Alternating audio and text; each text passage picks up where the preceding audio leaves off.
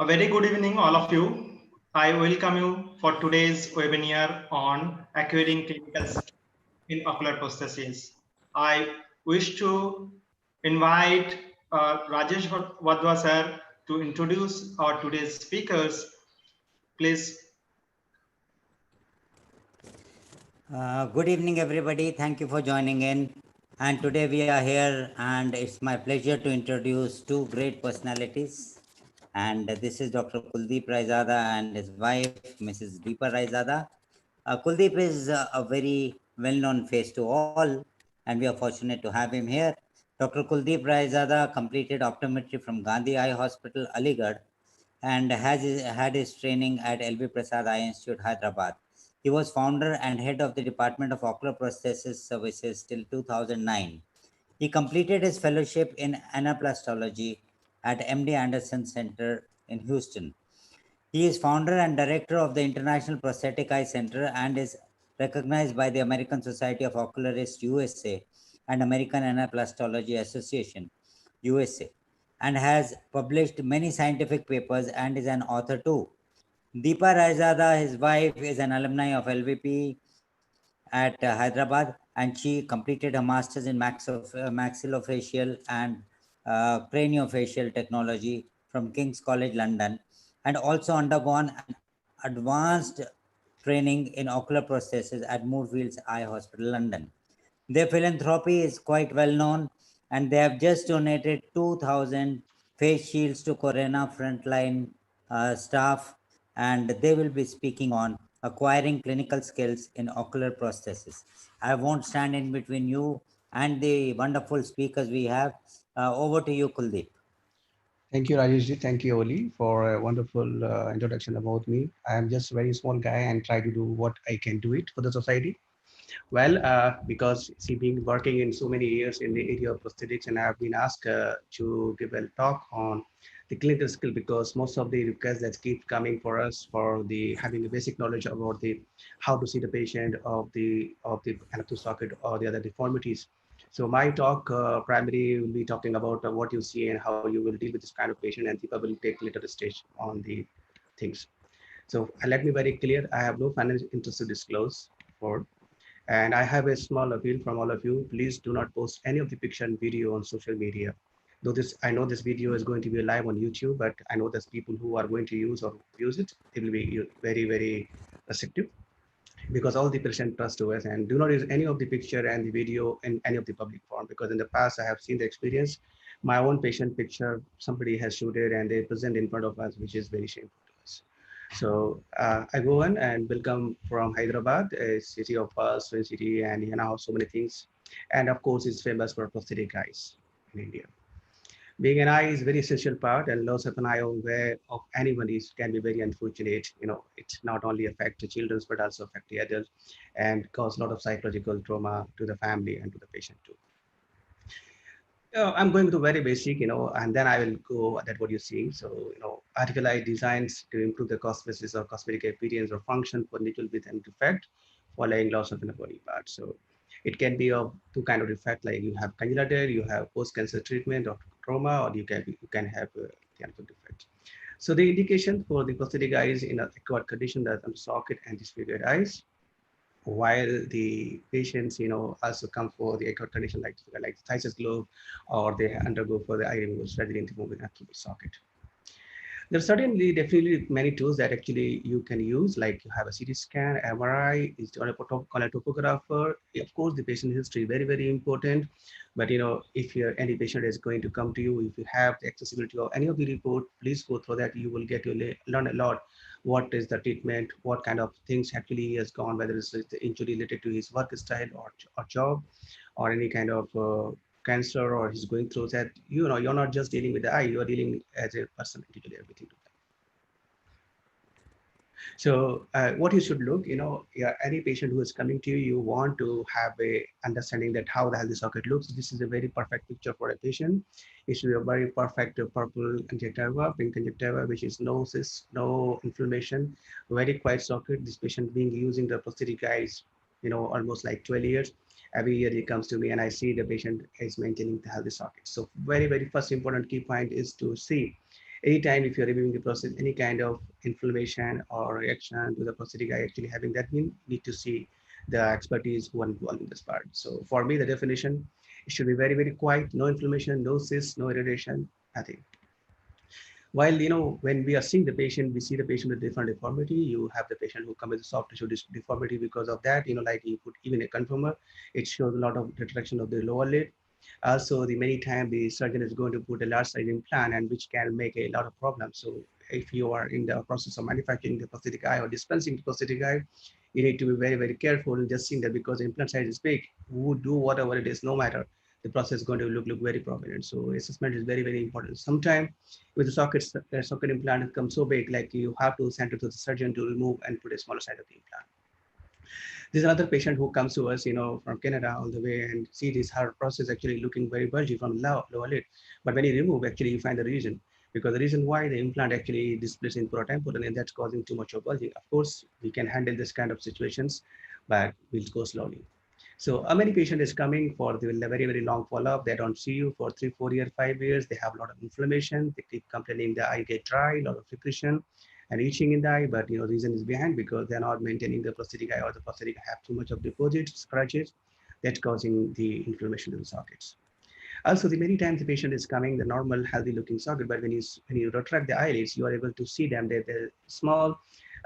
Inferior conjunctiva actually is very much floppy, and that can be one of the reasons when you put the process in this kind of patient, the process keep popping out. So when you are seeing a patient and you want to jump right away to fitting of the process, you need to make sure that you understand that very well. Again, that is, as for the continuous fitting as well, we also see in the prosthetic eyes, because the patient having the new and gland dysfunctions, they also have, because of that only, also a lot of dry eyes. So that makes sure the healthy upper and lower eyelids too.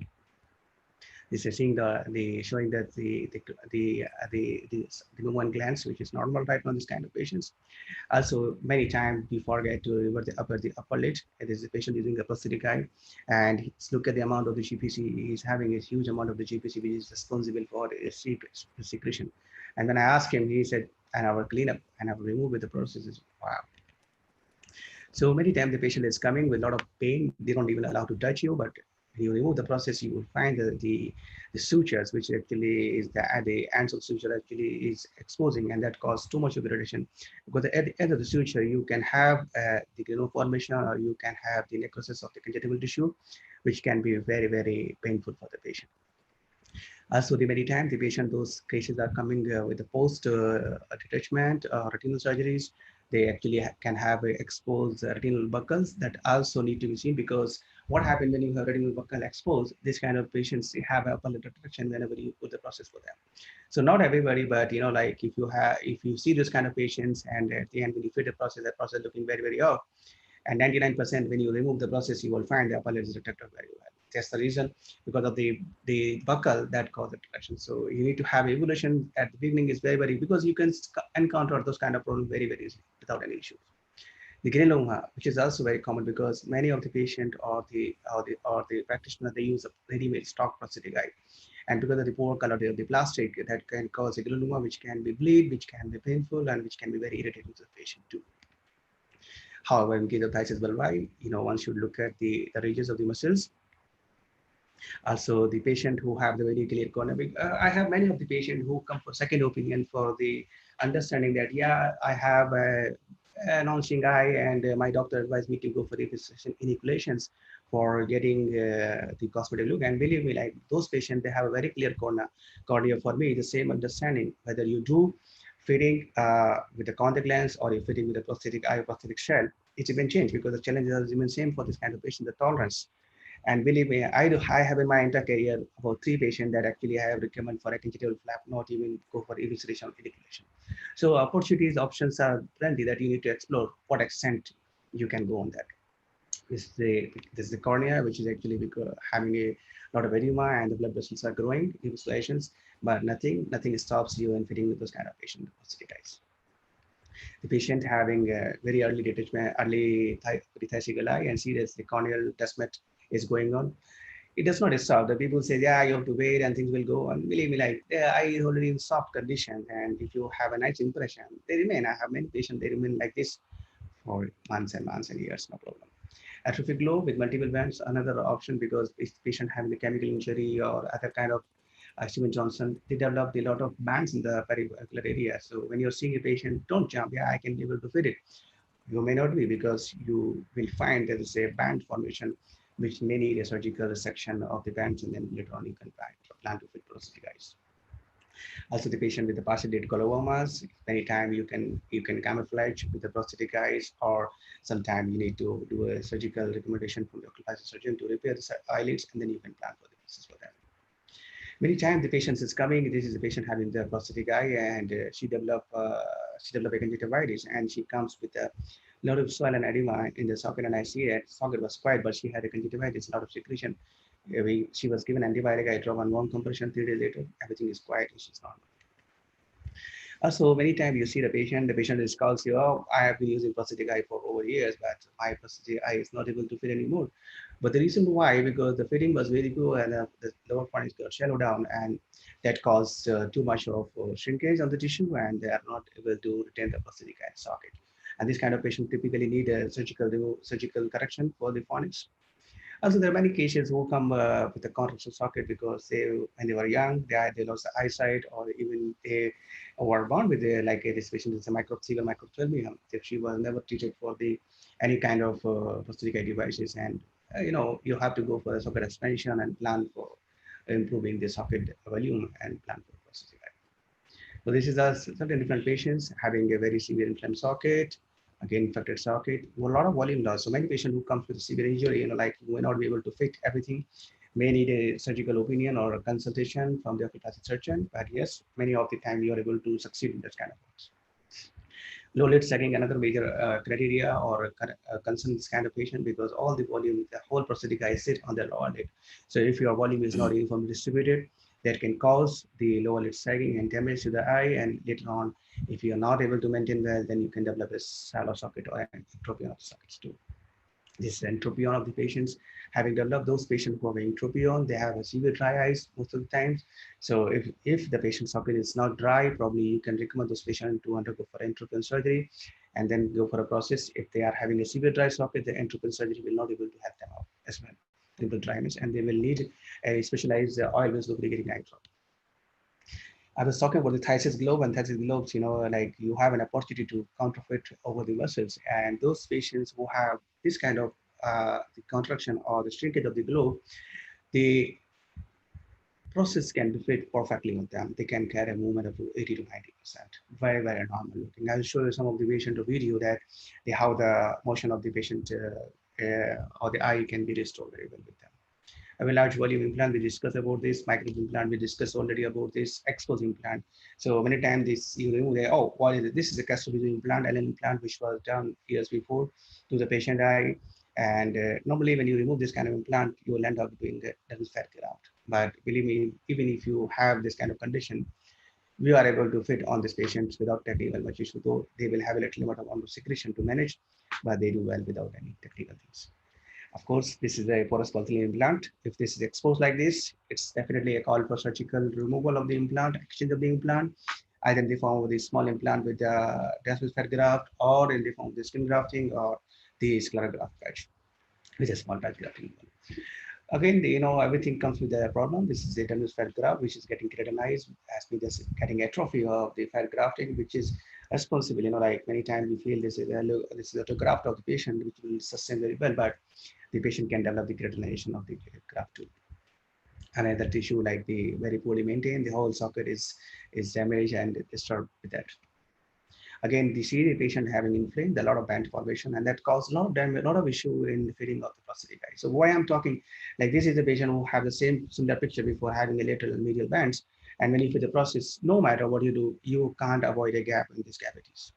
No way that you can stop the gaps on this kind of patient. So you need to make sure, and many times because of the location of the band in such a way, even you try to do surgical corrections may not be able to justify, because when you do the things that confirm get rotate, and you come back to the same situations.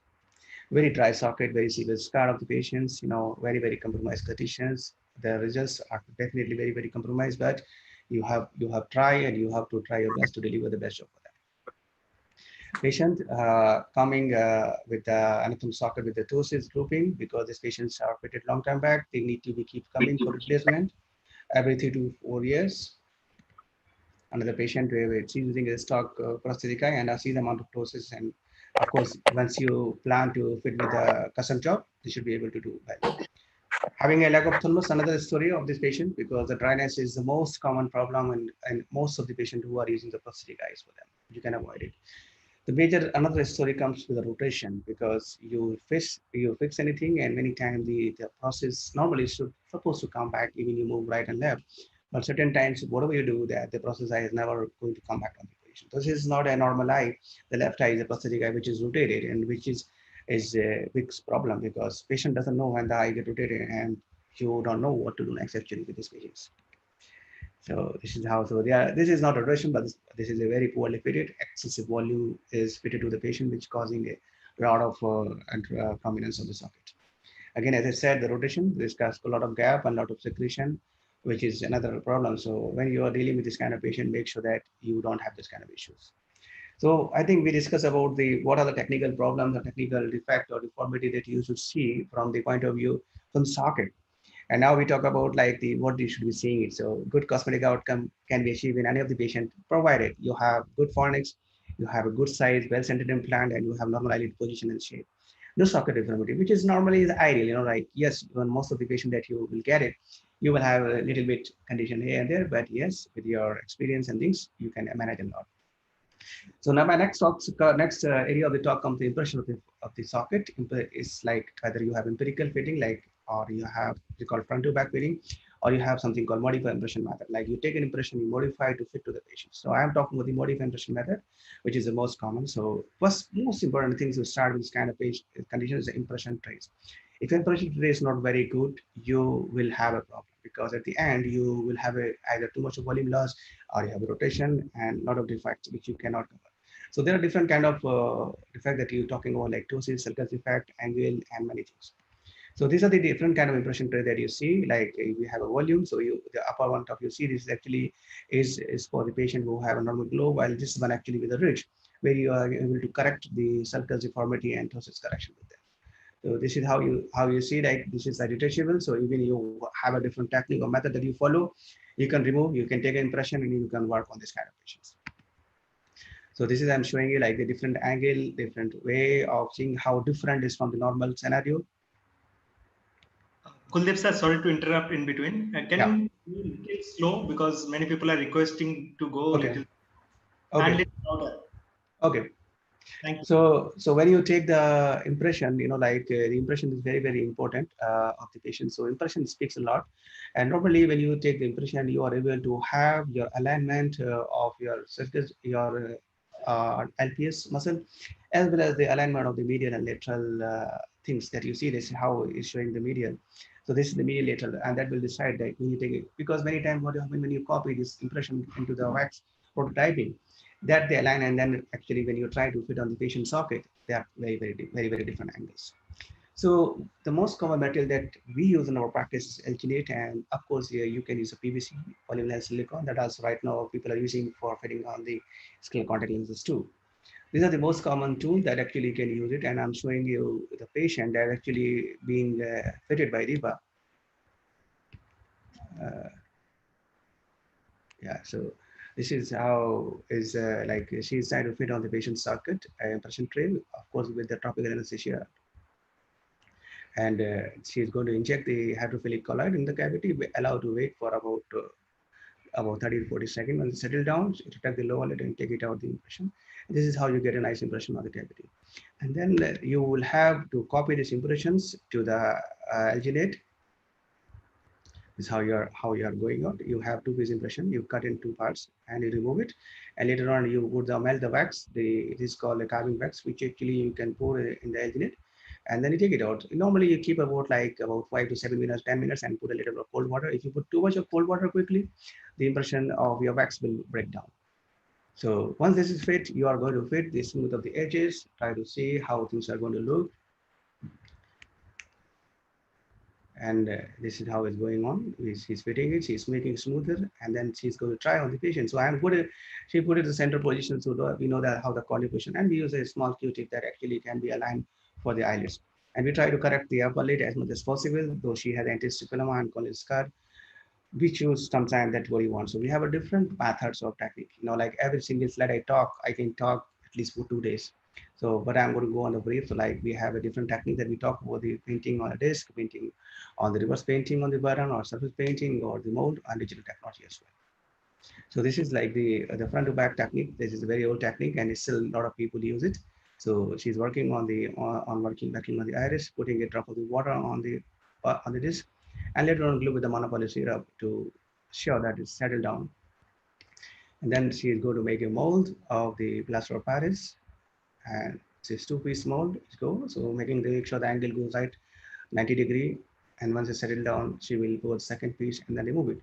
And then you will have this the kit that I put be removed on the front, and then we're ready to go for harvesting. So now we mix the white polymer with the monomer, and we putting two pieces along with the button. We press in the things and then go for the polymerization on the high temperature and high pressure. It takes normally about like 30 minutes to get cured, and then we remove it. It's settled down, and then you are ready to do the vesseling or the fabrication. So she's doing it now. She's putting the blood vessels, she's putting the skill tinting, and then once it is done, she's going to see on the patient close-up. Normally we ask if the patient has scarring, they want the scarring, we can do the scarring as well. And then now the next step is to put the clear coating of the plastic. It'll go and two pieces and then press down again, put in the machine, and then you are ready to go. Once you remove it, you have a very laminated plastic, and this is the top that she put it for the pink position. Trim down, polishing, buffing, and then you go this part. So there are different steps that is showing over here. And this is how our eyes. So if you see our eyes, that our eyes have a cornea, our eyes have iris, and our eyes have a lens on the back of the eye. So this is how she is putting using section curve to put in the patient eye. Of course, after thing, you need to sterilize the prosthetic eyes and using the cold chemical techniques. Press the section cups, they are ready to go. So the moment what you have it, that can be transferred. This is a very early beginning. Normally you need to give about 5 to 7 minutes to settle down, and then you are able to fit on the patient. So this is a patient who have a deep corneal scar and phthisis globe, and I took the impression of the patient. And this is how I'm trying to show that my angle structure that goes perfectly with the corneal plane. And this is how is the fitting of the patient. The people get completely transformed from what they were. Even the small children's, the adults patients. This is how you see the motions of the patients. The patient have is the phthisis globes. This is the different patients. Like see this. The moment is excellent. Right eye prosthetic eyes. So the amount of motion that you see, that's unbelievable. You can store a lot.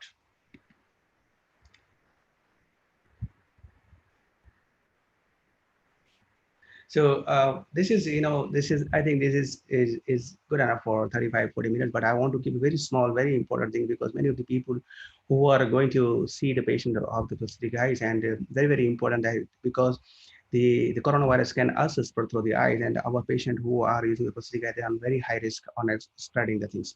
So there are a few slides that I want to talk on this part. So, like remove the eye process, make sure that when they were removing it, normally people have a tendency to remove the process and keep on any table anywhere. Sometimes they leave on your dining table in those places. So if you are dealing with the patient, please educate them. Do not remove this process and keep on the bare surface, such as tabletop, bed, or dining table, etc. Please, when you remove it, and because it can have mucus and can attract pathogens, and it can also spread to other people easily, which may be on the surface too. So make sure that when they're removing it, they should keep on a small water or container, which actually fill with the water. That can be. And also because if the process is lying on the surface, if they have a virus, it can actually go and enter and the cavity very quickly. Because the problem is this, the socket of this patient, the immunity is very different from normal eye. So removal of the eye, in case you do not have a container, use a double layer of tissue paper and put on the procedure after taking out from that. But do not leave, because many of the families, they have the like the rats and things. I have a story of the patient that they put the process eye on the tissue and the rats taking away and go out. So before the process, the best way to use a disposable paper container, fill with the water and keep it up to the removal slide. So normally you can soak like this for days. And also make sure that you disinfect they disinfected their suction cup as well. Because normally you can use either chlorhexidine or you can use a liquid soap and water and soak for 5 minutes, that will take care. Or else also they can boil in the water for 30 minutes, that also will take care for disinfection. Ensure they wash the socket very carefully. They can have a sterile water to clean in the socket. Clean of the process can be, as very important to disinfect the suction cups and later on the fresh water, because if they just use the disinfectant, that can cause the damage to the tissue. And instead use the suction cup only, avoid using it. Never ever use any of the what you call the isopropyl alcohol, because isopropyl alcohol actually is a chemical that can damage the surface forever. So every house right now having sanitizers, or my request, like, educate your patients not to use sanitizer on the prosthetic eyes, because even for soft containers or anything, or you cannot use it for sure. Can damage the things. And patient with a cold and cough, make sure like because they have a lot of mucus secretion from the eye, they should take care and tell them not to touch the socket very often, because it can infect others also. And also you are on high risk because you don't know whether they are carrying the virus with them. Also, those patients, many of the patients who are having the recurrence of the tumor or the cancer, they are also on very high risk. So ensure like when you're seeing them or they're coming to you, they both actually wear the safety mask and make sure that they do not touch the eye again, because they are on very high risk for this. So only visit to the clinic those patients who are needed for the urgent, because we know that as per the government, the clinics are shut down, and I don't think so we are able to open our clinic till 3rd of May. But we still giving our online consultation to patients. So in case they have any issue, you can also have online consultation to patients. That any suggestion, any advice they want from you, you should be able to talk on the phone. But if they have cold and cough, do not visit the eye clinics. Tell them to be the general physician or government center if you feel it is not honorable having it, or also they have breathiness. So avoid unnecessary any visit to the patient to the eye clinic, as one of the source for virus transmission through eye as well. So this is our development that we have developed, this face shield, and which is being used right now all over Telangana, and we have shipped thousands to the all over country. Any of the eye specialists they must use, because they are in very high risk for the coronavirus. Safety is first. Thank you so much. And we probably will have another webinar in coming time, so that we can discuss about how to take care of, how to tackle the different deformity that you will be able to have in the socket. Thank you so much. Thank you, sir, for your wonderful talk and insight on ocular prosthesis. So we'll open up the question and answer session. Let's see how many people are there with the question. First question starts with Rajesh Vadda, sir. Thank you. This was a wonderful talk, very informative, nice, and that's what we wanted to know, the basics. One little problem which we have encountered in the clinic, I am sure many others who have been practicing prosthetics may be having it. Sometimes after a few years, especially after fitting semi-finished prosthetic eyes, there is a very less space left in the lower fornix, and also there's a little ectropion. So how to manage the less space left out in lower fornix and the ectropion which sits in the lower fornix after a few years of use of prosthetic eye? Normally, the problem with this kind of sockets, the volume, the socket anatomy keep changing it. And there's a reason we insist the people to replace the prosthetic eye every 4 to 5 years. If they don't do replacement, what happens? The anatomy of the socket keep changing and the tissue start displacing it. And if you do not module or do not change the posterior surface of the prosthesis, the patient is going to land up in the cellophonus. So no matter what you do, whether it's an implant or not having implant, of course, the patient having an implant with a well-centered implant, they will not having much of issue with the entropion or ectropion. But those patients have no implant or having a fat graft or other stuff, they are very, very high risk on getting the ectropion and cellophonics. So we'll have to reconstruct the fornix, or some other option is there? Normally, in my scenario, 90-95% condition, you can save the surgery for them. We can? Yeah, you can save the surgeries. Okay. But again, it depends. Like I showed you one of the case, like that was like a very extreme, the cellophonics. Those kind of patients, they need the phonics formation for sure. Okay, thank you. Mr. Mahit has question, when patient has to come for follow-ups, and can we prescribe medication or lubricants for patients who are using prosthesis? See, the question, it comes out for what reason that you want to prescribe the lubricating eye drop or the medicine. The lubricating eye drops can be prescribed by anybody. It's a carboxymethyl cellulose. It's over the counter, also patient can buy. But believe me, those over the counter carboxymethyl cellulose, they don't work on the prosthetic eye users. Reason why, there are two reasons. If people like to go on my study on the dry, there's a study very well published, and we have presented in American Academy as well, that 90% of the patient of the prosthetic eye, their lacrimal gland function is very normal. They don't need any kind of lubrications. They don't need any kind of lubrication. The problem is that in most of the time, the people they want to make more shine, more shine, and more shine. At the end, what happens? The surface become very hydrophobic, and that become one of the major cause for the people to have dryness. If your technique of fabricating and polishing is right, and patient the tear secretion is normal, they should not need any kind of lubricating eye drop. But yes, even if you have to give a lubricating eye drop, you have to look at the how severity is the dryness, and the severity of the dryness, it can be either you have to go for oil-based lubricating eye drop. But believe me, when you're giving the suspension-based eye drops or like the CMC or other kind of things, that can cause a lot of discomfort to the patients, and they don't help, and the patient actually become very addicted to you every 2 hours, 1 hour, and that doesn't solve any purpose for them. So most of the problem that you see the dryness is basically your fitting techniques, your fabrication techniques, not with the patient socket. I hope I answered. Thank you, sir, for the answer. Next participant wish to know the institute from where they can learn ocular prosthesis.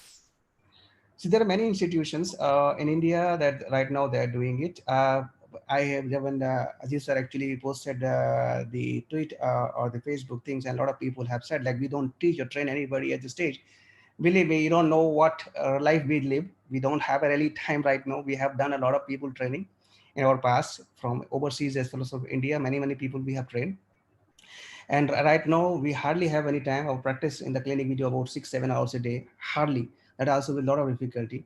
So we are very sorry right now. We are not able to offer any kind of training, not even for India, even for overseas people, because we got very busy. But other institutions like you have Arvind Institute, Ali Prasad offer a 2 years fellowship program. Probably you can contact with them if you have interest in doing that.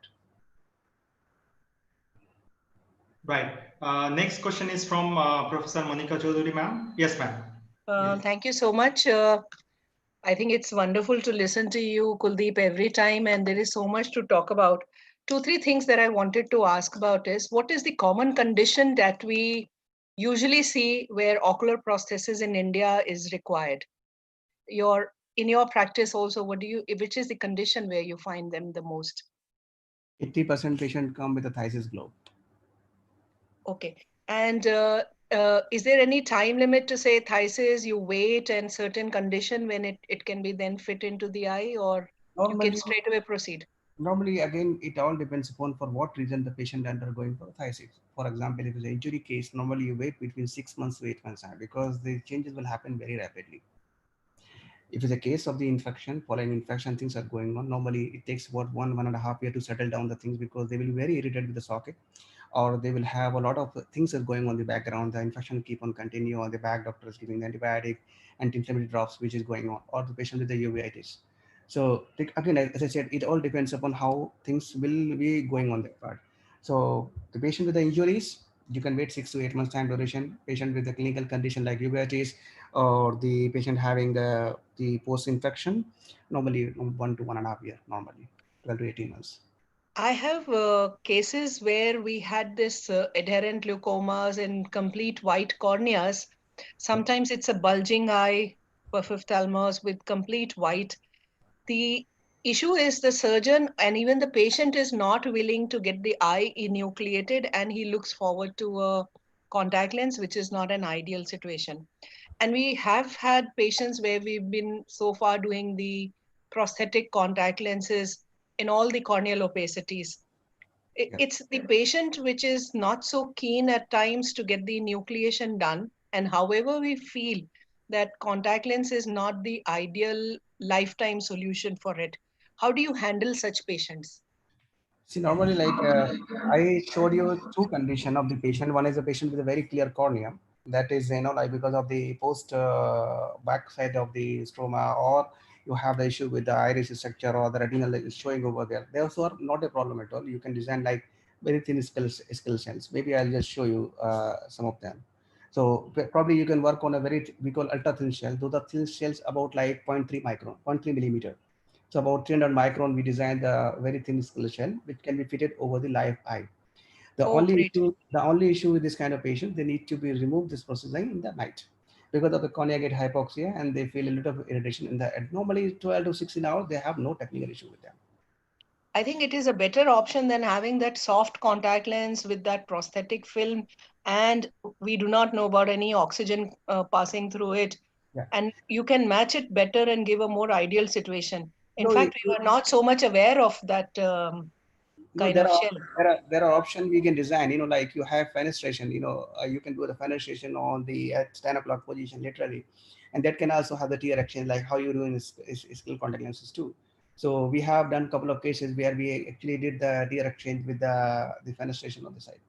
So options, opportunity comes. Also, we discuss about the patient with the encephaloma. Like many of the patient that, yes, believe me, if the socket is there, you can retract the eyelids, you can fit any prosthetic eye. There is no problem. The only thing is that when you have the socket is big, the process is also going to look big.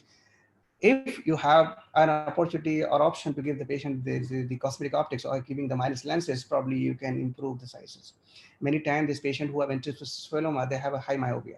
They're very high myope, most of them, because of they have encephaloma also in right eye, left eye also show the myopia. So probably like you have an opportunity to give -6, -7, and then you can counterbalance. So we have 2 or 3 patients who are IT engineers who are working, and they never wanted to go to eye removal surgery, and we have done the job for them. And because they have -4 on the eye, -5, -5.5 with other eye, it fits pretty well, not much issues. Thank you so much. Thank you, sir, for the answer. Our next question is from Miss Shubha Paini from, yes, Miss Shubha, can you come up with your question, please? Sir, what is the aftercare of the prosthesis? Normally, like it again depends upon normally if you are dispensing a patient for the anatomic socket, all the patients normally we ask them to come once in 6 months to visit, because first time if we are dispensing, how the patient is going to behave with the prosthetic eye, whether they are going to play, they have scratches or they are very careless, you will know. So if in 6 months they're maintaining very well good hygiene, probably you can call them once in a year for polishing.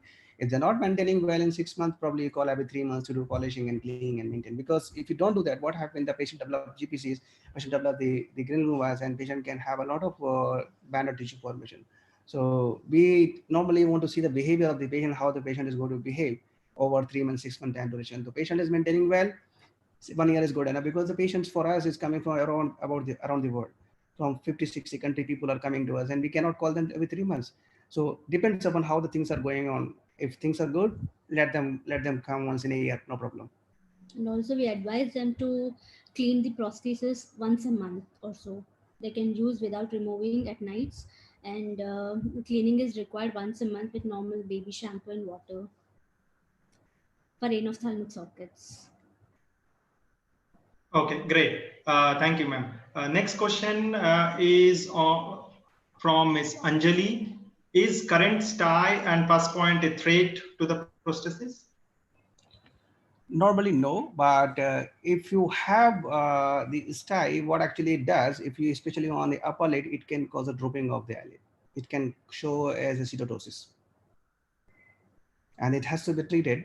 Because if you leave the sty for a long time, it normally, if it's a internodium, it will be very painful to the patient. They need to see an ophthalmologist. If it's not it's like externodium is not painful, then normally like patient actually continue, and then that will be ptosis, and which looks very, very ugly. So it is the best if you see the sty, normally refer to ophthalmologist, let them handle the treatment for them. But it is nothing much, because whatever, if it's oozing pus, it can be infection to the patient for sure. Thank you, sir. Next question is from Optum Ratan. Do you apply any gel on the posterior surface of the prosthesis before you insert? No. Okay. Next question is from Mohammad Mansoor. Hi, sir. For anophthalmic ptosis, will you prefer surgery or correction with prosthesis? Which one? So, like in my scenario, see, we, like probably like I should give certain other lectures to express like what you can do, what magical work you can do. Most of the patient that are coming, hardly 1 or 2% patient go for surgical or refer for surgical from my clinics. Very, very rarely patient goes. So patient having arthrostosis, no problem. You can treat very, very well with very nice lid crease. Even the picture that I showed you, that's actually a socket. He has a huge ptosis and we have corrected very well with him. Great, sir. Next question is from Optom Digambar Singh. Is there any possibility of discolorization of prosthesis? It's normally is because of a poor technique processing with that. If you are not using the right polymers, right fabrication techniques, it can discolor. And how frequent you wish to replace them? If the process get discolored, it has to made right away. You cannot give to the patient. Great. Now, next question is from Optum Hamza Qureshi.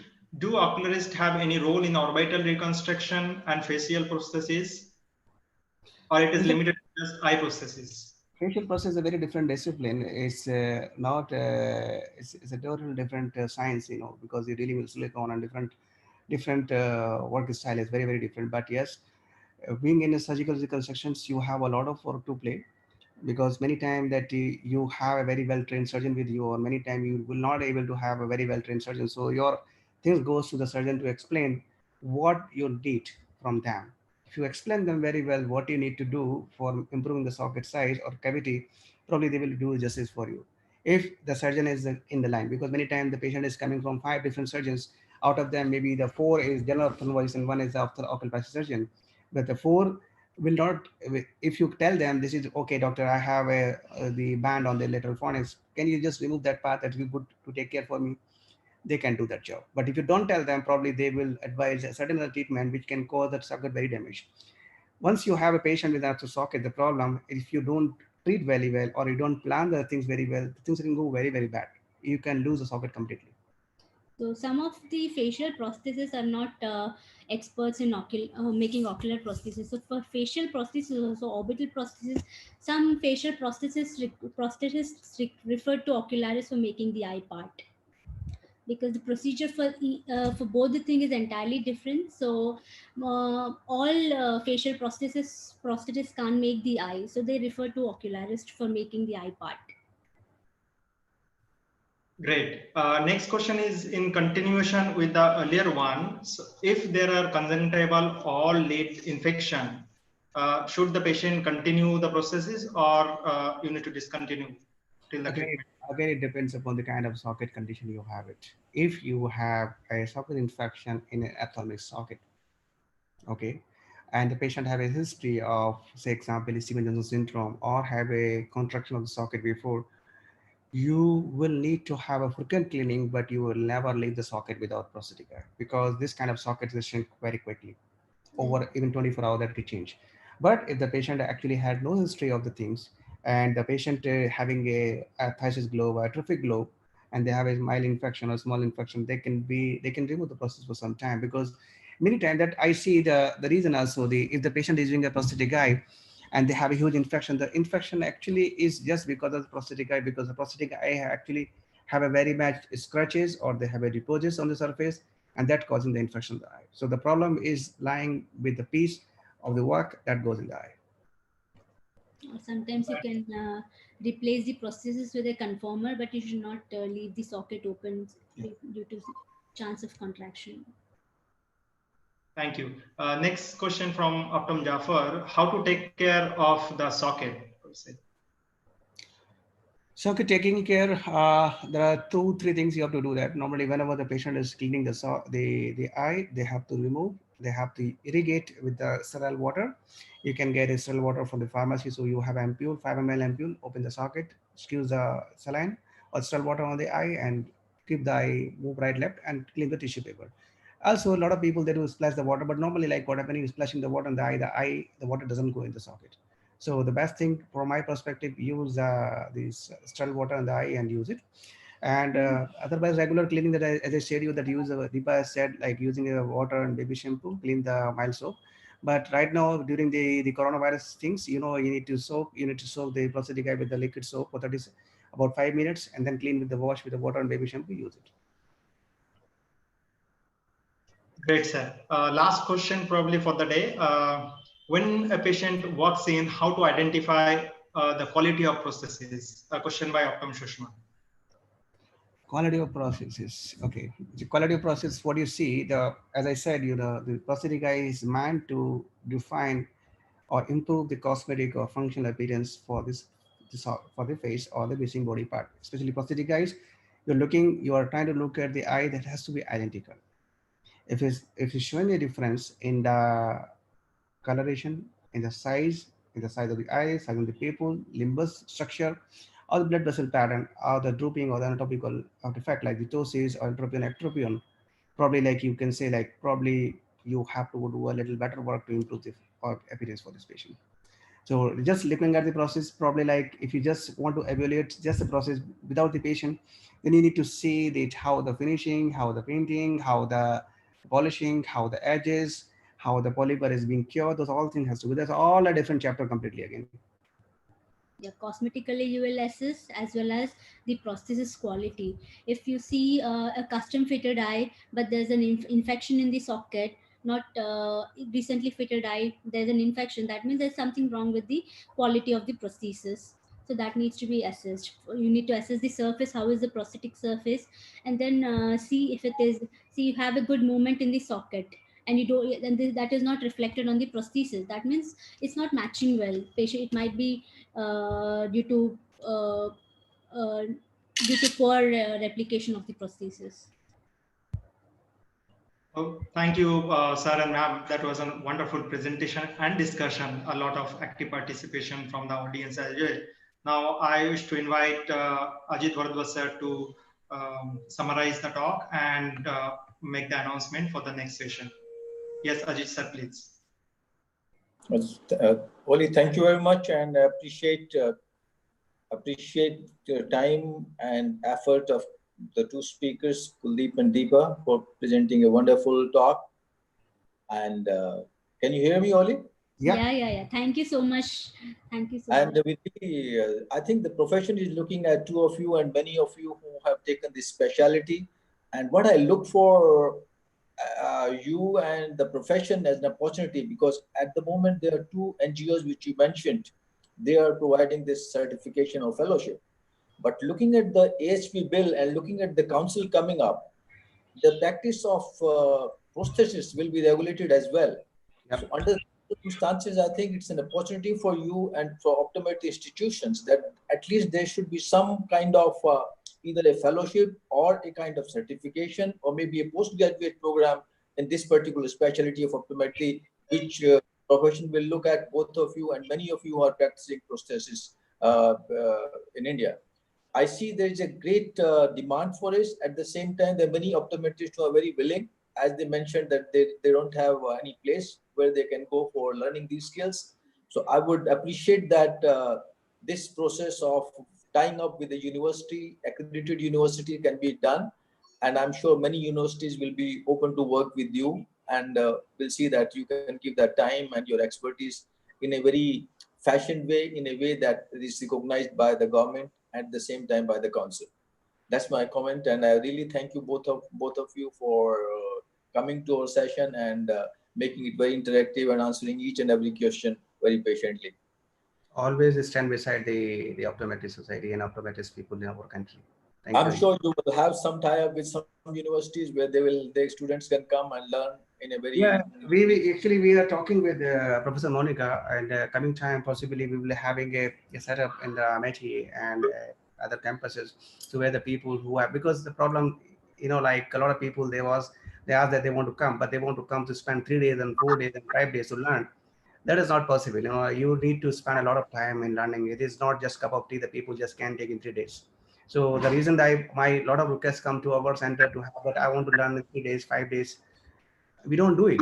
Nobody can learn 3 to 5 days. A newborn cannot learn ABCD in 1 year. How can we teach 3 days a profession which we spent 25 years? I know optometry is known for buying distance degrees and getting their certification by a different route. But I think a lot of enthusiasm coming up for the lectures we are conducting. Definitely. And the last presentation which was conducted by Monica, we had over 1,700 people viewing Wow. that, and the presentation was as long as almost 2 hours. So they are willing to give their time, understanding that it will be a requirement constitutionally and legally for them to practice any specialty of optometry in time to come. And really thank the people for coming forward and supporting our cause. And what we know is that the specialty is a way that many optometrists would like to take, but optical optometry, where some of the optometrists or most of the optometrists will like to have their mainstay is the refraction and contact lenses, which is bound to stay. And what I want to talk about from here is this, that we have to understand that even the countries like US or countries like Australia, they have advanced medically in TPA and TPA rights, but many of the optometrists still practice just refraction and contact lenses, and they are very happy doing it. And I will see that that trend will continue. Why I'm talking is this, at this point of time, is that at the time we upgrade ourselves, there's a time that this is the moment that we have to see that infringement of rights of those optometrists who continue to work in optical outlets, continue to work in optical NGOs, or continue to work with the eye hospitals, or continue to have their own practices. We are facing a great challenge from short-term courses, which prescribe glasses illegally in optical shops and all the places around, which is a great barrier and a challenge for optometry profession. So we have taken up this issue with the Ministry of Health, and we have prepared a presentation which is mandatory to take any legal action against these people. So I would love that most of the optometrists from all over the state, our state optometry association, join us and support us to be a party to it, to be an endorsement to it, so that it doesn't look like that just handful of optometrists want their eye exam to be banned. It should look like a movement which is nationally and internationally affecting the process or growth of optometry profession. So here at this point of time, I would request all optometrists to share. You can request me on my Facebook. You can go to my Facebook page, Ajit Bhardwaj, and request me for a copy of the memorandum what we have prepared for Ministry of Health to make sure that in a time to come, there is a ban, because these courses are banned by the court, that they are illegal courses and they should not be conducted. But what we need at this time or this point of moment is we want a ban on their employment to cause a threat to our profession, to our livelihood. So please share our memorandum with your friends, with your colleagues, and support us in our activities. Coming back to our efforts, we are continuing with the good professionals, good authenticated people, and professionals like you, whom we trust, whom opinion is very important for us, and we'll continue to engage in our next discussions. We are getting this message, or this platform is spreading to not only to India, but to other parts of the world. Optometrists in US, ophthalmologists in of Indian origin in different part of the world, they want to come, they want to be on our platform and share their experience. And you will see that the next two presentation will work on the skill development in optometry. What are the basic skill an optometrist must have? So look forward. We have two people who are, one is trained in FRCS in London. He passed out from Glasgow, and then he did his post-graduation from John Hopkins. He will be here with us soon, and we will have one of the ophthalmologists speaking to us. He just finished his education from London School of Hygiene on tropical medicine. And two of our next presentation, we would like that every optometrist join, because it's a basic skill which we all must possess to pass our MQT. Well, thank you very much, and we appreciate your help. And we look forward that you contribute to the cause, support our movement. And it is not only our movement, it is every optometrist movement to make sure that these illegal professions are banned. Thank you very much. And over to Oli. Thank you very much for things. It's very, very important and essential. Very, very, very, very, very, very well said. Thank you. Thank you, Oli. Thank you. Thank you, Rajesh. Thank you, Monica. Bye. Once again, thank you all of you for your active participation and the engagement. Thank you, Ajit sir, for the big announcement for upcoming 2 meetings. I shall keep you posted about the meeting schedule as well as the link. Thank you and very good evening, all of you.